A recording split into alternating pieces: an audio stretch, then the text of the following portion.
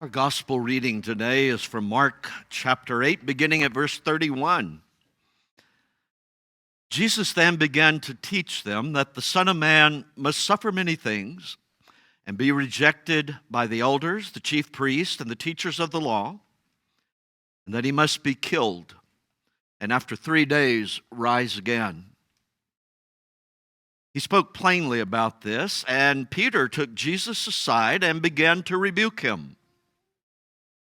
But when Jesus turned and looked at his disciples, he rebuked Peter.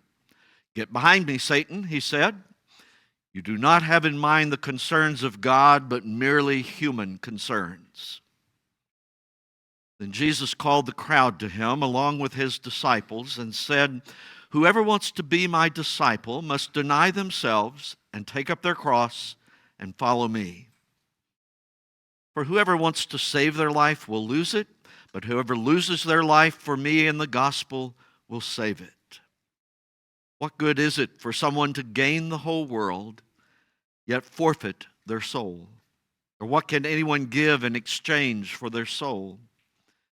If anyone is ashamed of me and my words in this adulterous and sinful generation, the Son of Man will be ashamed of them when he comes in his Father's glory with the holy angels." Word of God, word of life. Thanks be to God.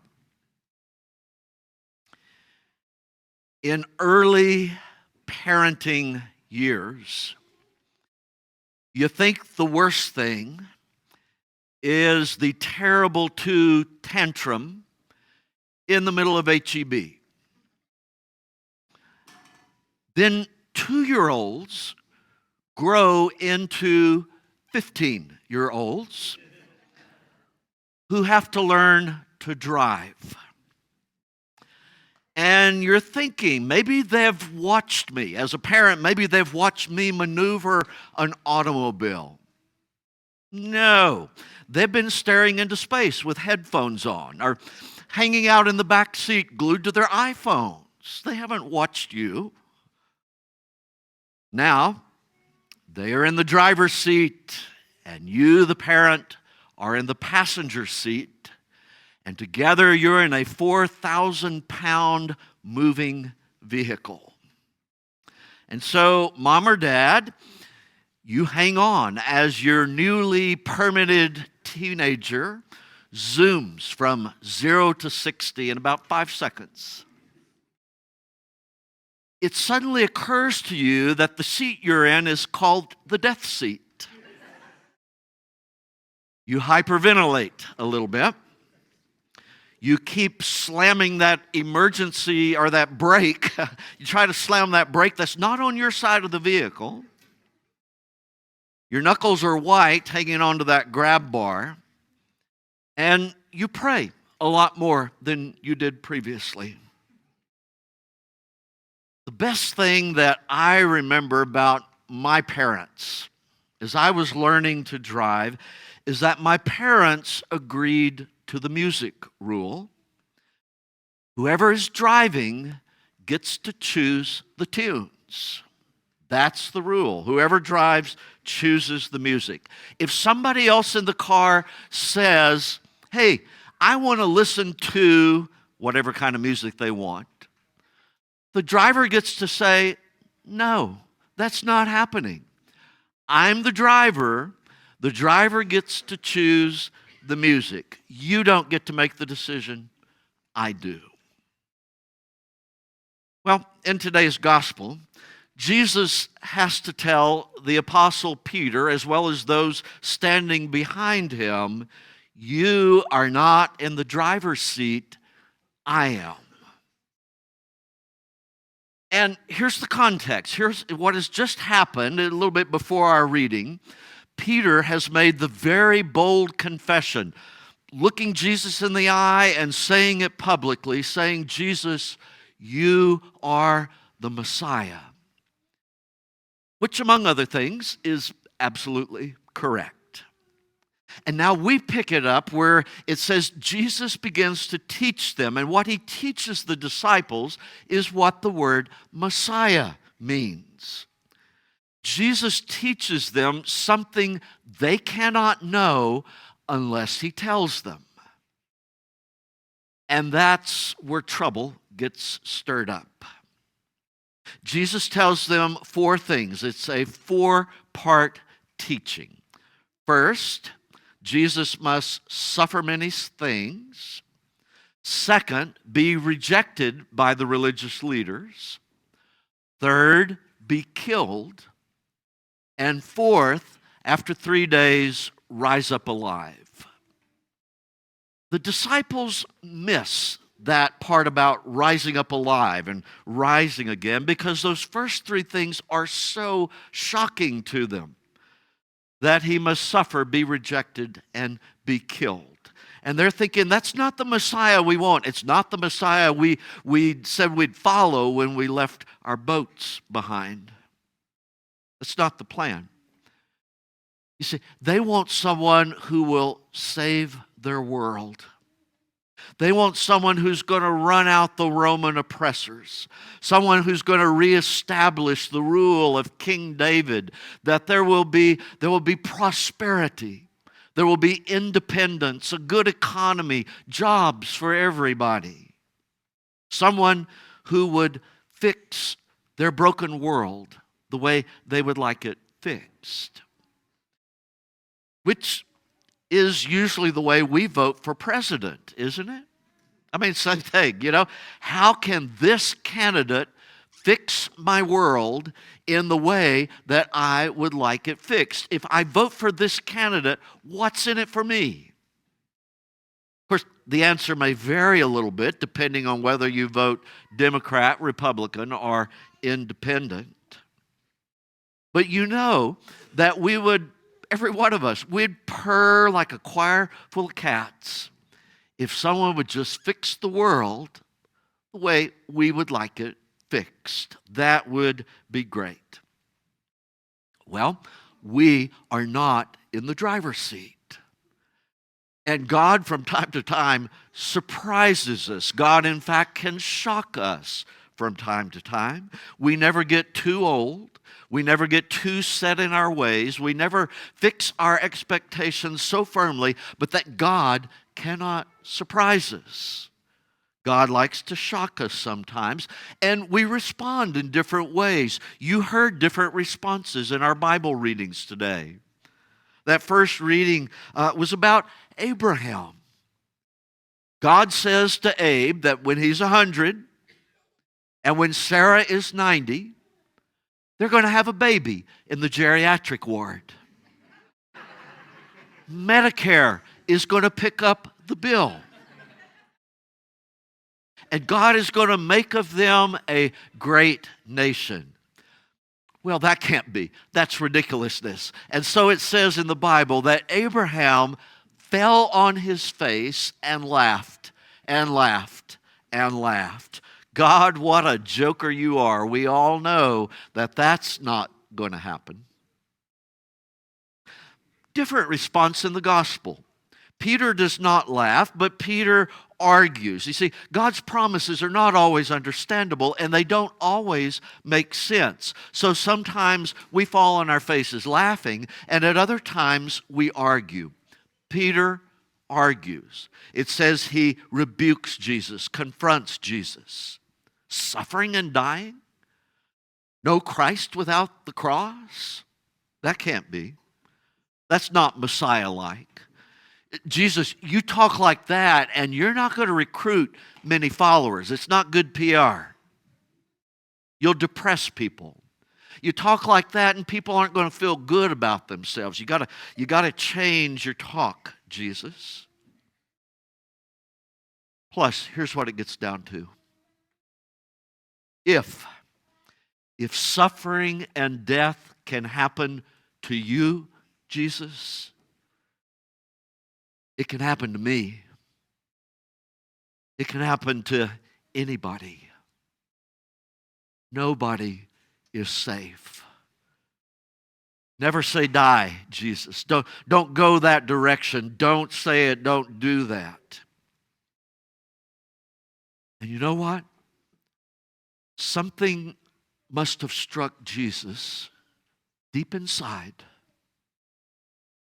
Something strikes Jesus deep inside. In fact, maybe these words of Peter tempted Jesus. Whoa, don't suffer. Don't be rejected. Don't die. Those, in fact, would be the temptations that would come a little bit later when Jesus was praying in the Garden of Gethsemane. Take this cup of suffering from me. But then and now, Jesus recognizes the test and he recognizes the tester. It's more than just Peter. He rebukes Peter. Get out of my way, Satan, get lost. Get lost. You have no idea how God works. You are not in the driver's seat. Jesus knows that God is going to work in his hurting flesh. Jesus knows that in his dying, God will bring forth life. Jesus knows that from his wounded body, God is going to raise up a body that will last forever and forever. That's the road this car is taking, Jesus says. And then Jesus says, disciples, you must take up your cross and follow me. Which was odd. I remember I was in my 20s before I ever realized how strange that was, because I think of cross, I think Jesus dying on the cross, but at that moment, at that time, the cross had no religious meaning at all. Jesus had not died on one yet. And so when Jesus says cross, then it's talking about that instrument that the Roman government used to execute people. In fact, just to keep people in line, Roman officials would often line the road into Jerusalem with crosses, still holding either a dead body or a dying body. Execution for the bad guys, intimidation for everybody else. Stay in line, obey the rules, keep the peace, or else. Be afraid. Be very, very afraid. Jesus defies that idea. Jesus defies it. There are worse things than death in this world. And one of the things at the top of the list is living in fear and with fear. If they let fear run their lives, if we let fear run our elections, as we have done sometimes, if we let fear run our lives, then fear becomes our God. And that God is no good. Fear makes a terrible God. Instead, take up the cross. Instead, surrender. Surrender not to fear. Give up surrendering to fear. Instead, surrender to God. What is taking up a cross? Well, we have to know, first of all, what it is not, because it gets confusing sometimes. Taking up the cross is not your aches and pains and disasters. Taking up a cross is not your arthritis or your most annoying relative. Taking up a cross is not your loss of a job. Taking up a cross is not a tornado hitting your house or divorce hitting your marriage or poverty hitting your bank account.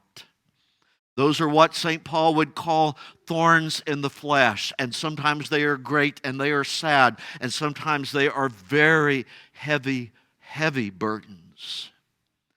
And burdened people need love and help and support. And when we are burdened, we need love and help and support. Taking up a cross is completely different. It's what we do willingly for the sake of Jesus Christ. Taking up a cross is standing firm with Jesus and in Jesus and by Jesus, regardless of what our friends or employers might think. Taking up the cross is suffering some inconvenience in order to help somebody out, to help carry them through a valley of the shadows that they're going through at the moment. Taking up the cross is telling the truth when it would be much easier and sometimes maybe better for everybody else if we just tell a lie. Taking up the cross. The cross that is borne by people who don't have to give any food to the food pantry, who do not need to help sick people at the Good Samaritan Center, who do not have to help hurting people at the Needs Council, but you choose to do it anyway.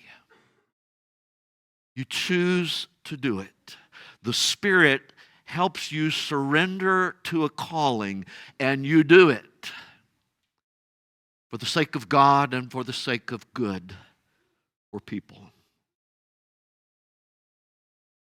So we ask the question today, what details in our lives, what detail in your life is really, really hard to surrender to God? And have you been arguing with Jesus lately, maybe without saying any words, or have you fallen on your face laughing with Abraham? The future is not exclusively in our hands. It's not. Jesus is always resourceful. Jesus is always busy and very creative. Jesus bore all things. Jesus believed all things, hoped all things, and endured all things, even the cross. And Jesus frees us to surrender our wills to His. Jesus frees us to let Him take the driver's seat, to sing with Carrie Underwood, Jesus Take the Wheel. John Wesley, the great reformer, once wrote a prayer, and I want to close with that today. He wrote these words: I am no longer my own, but thine.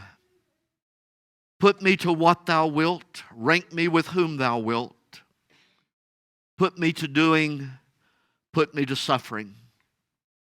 Let me be employed for thee or laid aside for thee, exalted for thee or brought low for thee. Let me be full, let me be empty. Let me have all things, let me have nothing. I freely and heartily yield all things to thy pleasure and thy disposal. Amen.